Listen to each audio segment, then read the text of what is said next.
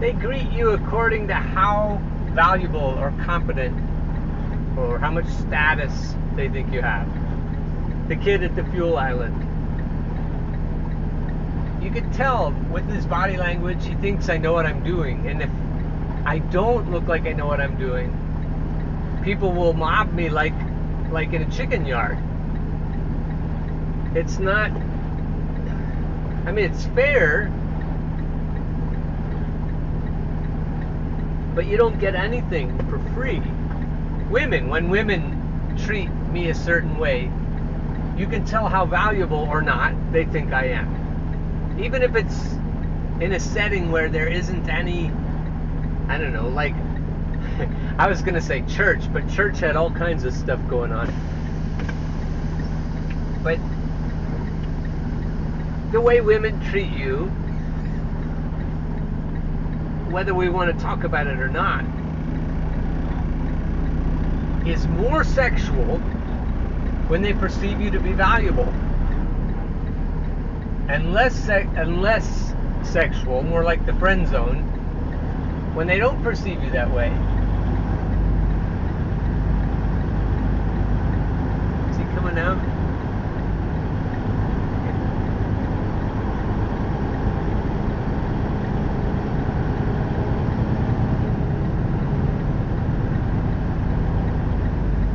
And if you're the one listening to her complain about a man she's having sex with, then you're getting the short end of the stick. You're being treated, however you feel about it, you're being treated as though you are less valuable. And you may not like it, or you may like it, who knows? Maybe you don't care. But either way, you can tell how you're being perceived.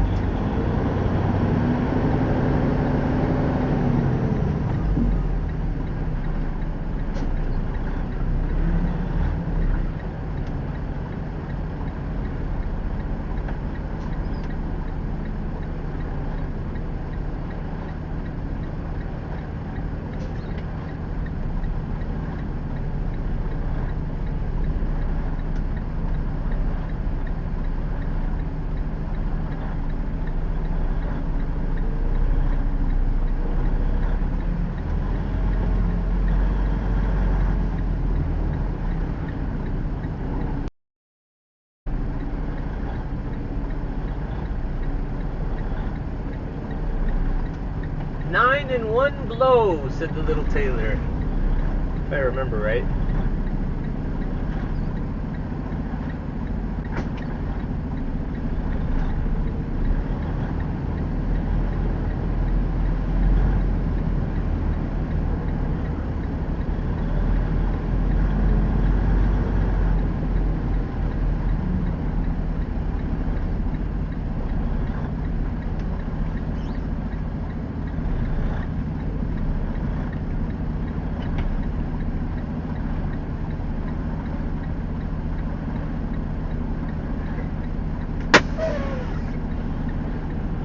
I don't think you're more valuable because you're more confident or more competent.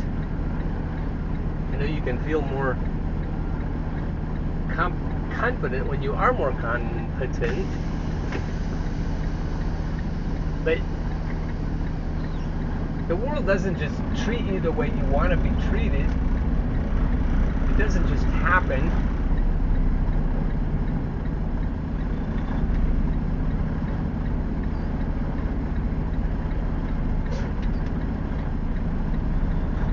You can figure out how you'll be treated by how you interact with the world, like the little tailor knew.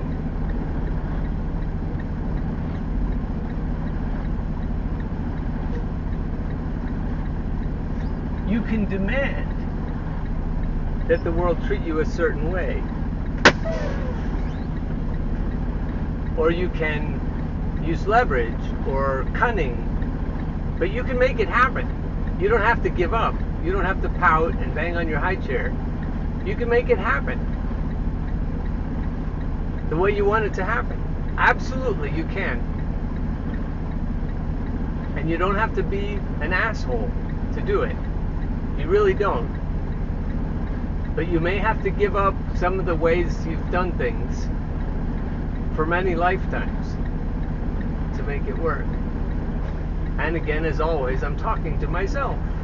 But if anyone else gets any benefit, that's a bonus. We're just about to the elephant eye height here.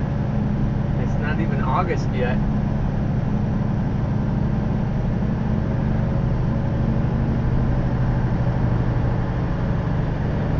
So if you're in a relationship and you're not getting the treatment you want, you don't think you're being treated as though your partner finds you valuable, especially if she seems to find other people more valuable. Now, you don't have to assume that you're not more valuable, especially if you compare the treatment you get from other people. What might help is if you take the pressure off your partner and just go where the treatment is good. And if your partner is happy with that, if she in a way puts you in the friend zone and she's happy with you in the friend zone, what I do with new people, if they put me in the friend zone, I immediately start to ignore them. I don't want to be in the friend zone. I don't mind being a friend, but I don't want to be treated as though I'm less valuable. So if there's no flirting happening, if they're monogamous, I still want to be treated like I'm valuable sexually. And even in church, that happened or not. And I don't know about you, it's probably a touchy subject, but when I'm with someone in a relationship, a friendship, that's understood that it's going to be platonic. That's the only way, or I shouldn't say platonic, I should say not sexual. And that's the only way for it to be ethical, because somebody's monogamous and has made promises. By all means, they need to keep those promises. But even so, and this is the touchy part, in the energy exchange, there's an implicit understanding that you find that other person attractive. And if there were no rules, you would probably do something about it. But that isn't even the point, whether or not you do something about it. You can send signals that you find the other person sexually attractive.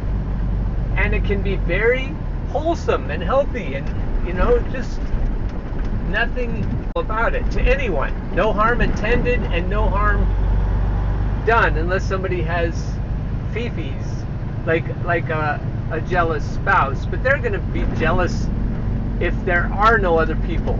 They'll make up people to be jealous of. Are you screwing the mailman? Even if you don't have a mailman. Maybe it's a male woman, but that doesn't make any sense.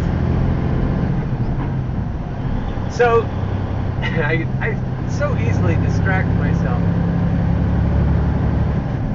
So if you're in a situation where you're not getting the treatment you want, that's where we started a few minutes ago, when the corn was as high as an elephant's eye.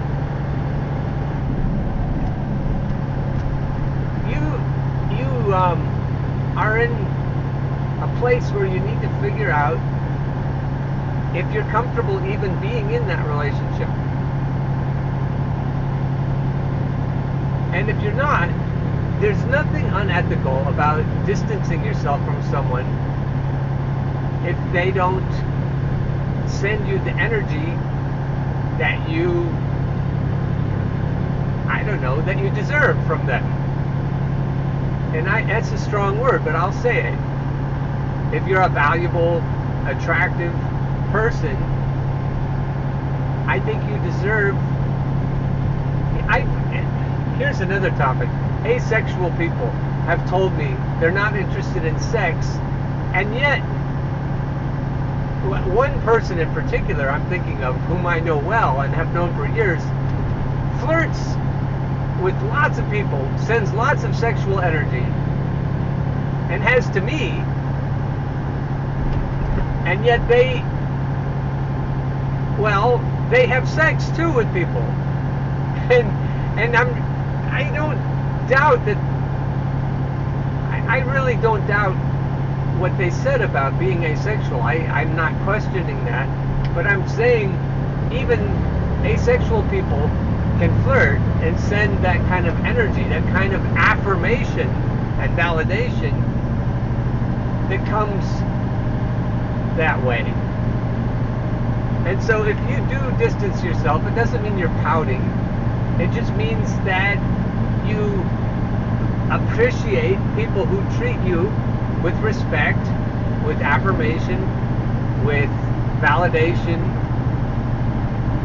with the kind of energy that, as a magnificent specimen of humanity, you deserve. You know you deserve it. And settling for less than you deserve is not a good way to be non-toxic. We've already talked about that. So complaining and whining isn't the way to go, but you can give people space and completely leave them alone. If you could even ask them to leave you alone, if it comes to that. If the kind of interaction you're having with them is not everything you want it to be.